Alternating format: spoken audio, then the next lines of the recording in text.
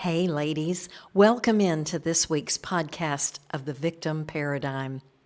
I'm Evie Zamora, Women's Program Director for Teshuvah Outreach, and I can't wait to tell you about what's going on with our Women's Basic Training Program, You Make Me Brave.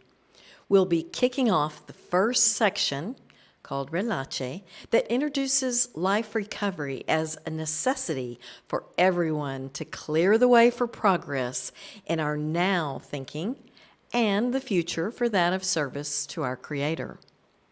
I'm sure you have questions, so hang on, and if you don't get them answered here, let's chat later. I have a few questions myself and thought I'd throw them out there for you to think about. So here goes. We have to sometimes stop and take a moment to look at the reality of our past and how it's shaping the now in our lives. So much so that I'd say it's absolutely critical to take a pause once in a while and breathe. Most of the time, our lives come and go, and we experience major life changes infrequently. But what if our past gets stuck in a place that causes our brain to believe that we're experiencing the trauma now, over and over again? Those sensations release hormones in our bodies that can cause our adrenal system to get out of sync, our extra pounds unable to be lost, and our instant recall ability seems to be set in some other time zone. These are all symptoms of pent-up stress that I like to call baggage overload. I'm using simple terminology because it's really that simple. When we decide to get rid of, or let's just say reframe the way we look at past events, things start to change. This isn't rocket science, friends. It's just a matter of stopping long enough to take care of you. It's time that you carve out some time to make sure your mental health stays in check. And if you're experiencing panic, anxiety, depression, fear, can't sleep, you're having ruminating or racing thoughts, or always overly emotional, or don't have enough energy to finish what needs to get done, it could be that you're your own worst enemy. Side note, if you're in an actively abusive, either physically or emotionally relationship right now, none of this will apply that I'm about to say. But if you have been in any type of abusive relationship, whether as a child or adult, and that person is no longer around you, let me suggest that you shift your focus. What if we had the ability to see ourselves as our Creator sees us? What would you like to experience about that? He has given us the ability to have imagination, so I'm going to give you a taste of the imagery that we'll be using in the Relache workshop coming up next week. Get comfortable, shake it out a little bit, breathing in and out, and imagine, if you will, that you have a favorite pet, a puppy, a kitty, a baby goat, a bird, or a rabbit. When you even think of this little baby, you can't hide the smile that you feel deep inside and on the outside. You didn't even birth this baby. You didn't even get to choose. He or she found you and dove straight into your heart. You carry pictures on your phone. You celebrate birthdays.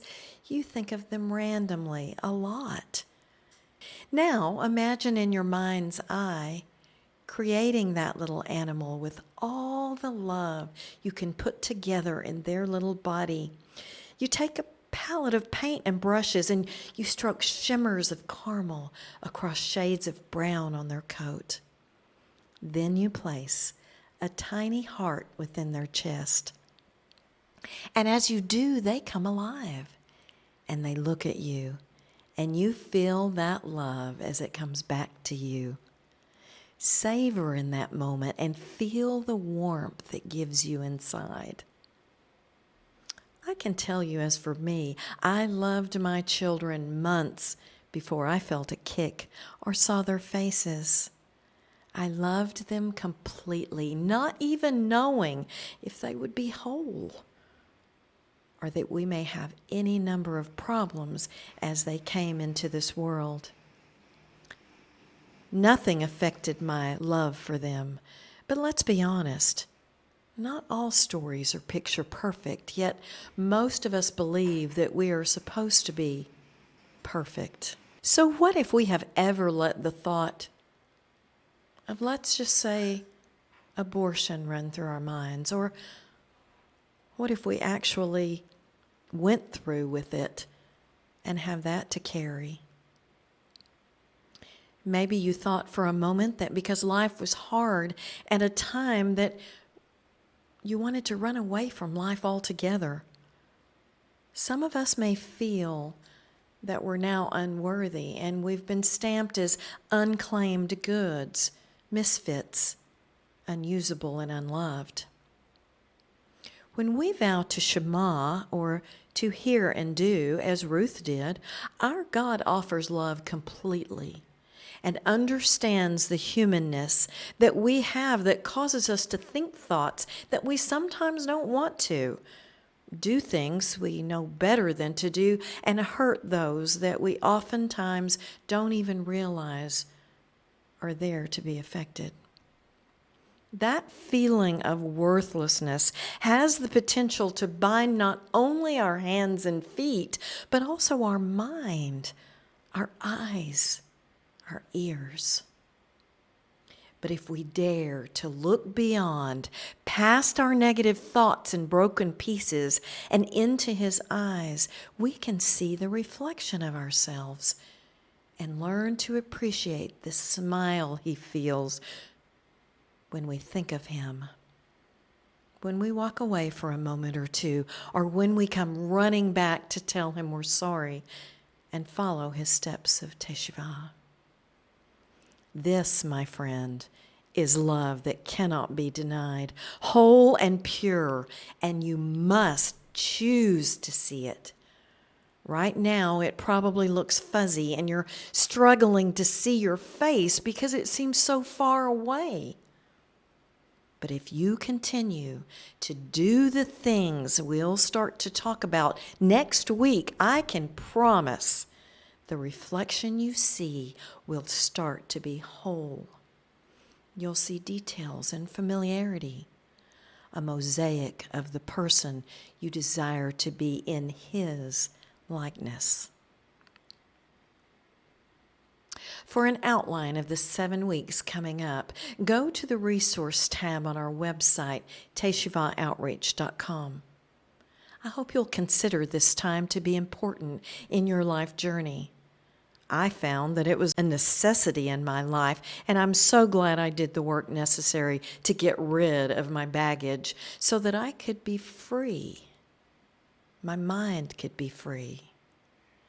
I could find my purpose using the skills, gifts, and talents, and the very experiences that gave me so much pain from my past, and teach others to do the same. I hope you'll give it a try.